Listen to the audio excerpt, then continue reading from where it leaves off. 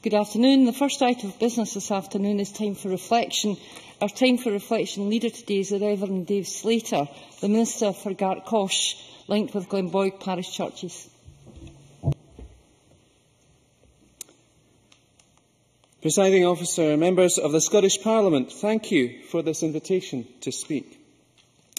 They say it's a small world, after all, and I realise that I know or have met several members and former members, as well as candidates for this Parliament.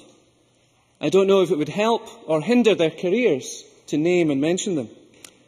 But as well as meeting through our public roles, they include a family friend, fellow members of church or dramatic society, and a fellow minister. And they come from across the political spectrum. This fact, along with my living and working in Gartcosh and Glenboig, two small yet growing villages, reminds me that even in a country of 5 million people, in many ways we are still a close-knit community.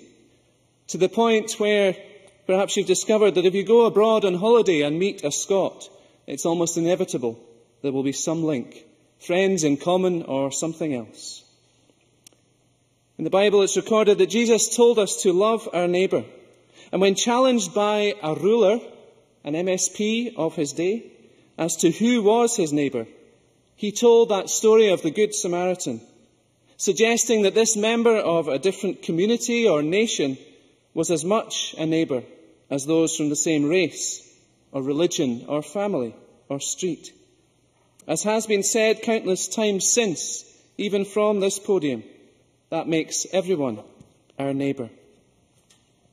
On Thursday, I will travel abroad through the charity EMMS International, along with 27 others, most of them from Scotland, to do a sponsored bike ride of 250 miles. And yes, I do have my sponsor sheets with me. To meet and to support some neighbours who don't live next door. You don't need me to tell you of the links between Scotland and Malawi, from David Livingstone through to the Scotland-Malawi Partnership, as well as raising funds for mother and baby health, HIV/AIDS prevention and care, nutritional and environmental health.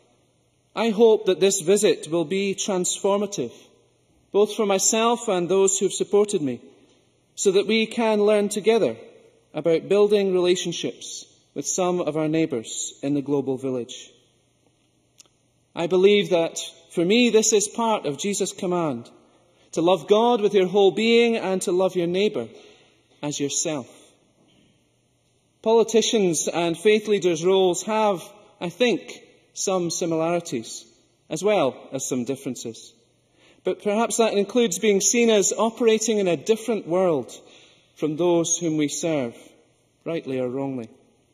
I'm convinced that by getting to know our neighbours better, whether next-door neighbours or those around the world, we will become ever more the people and the community that God intends us to be. Thank you.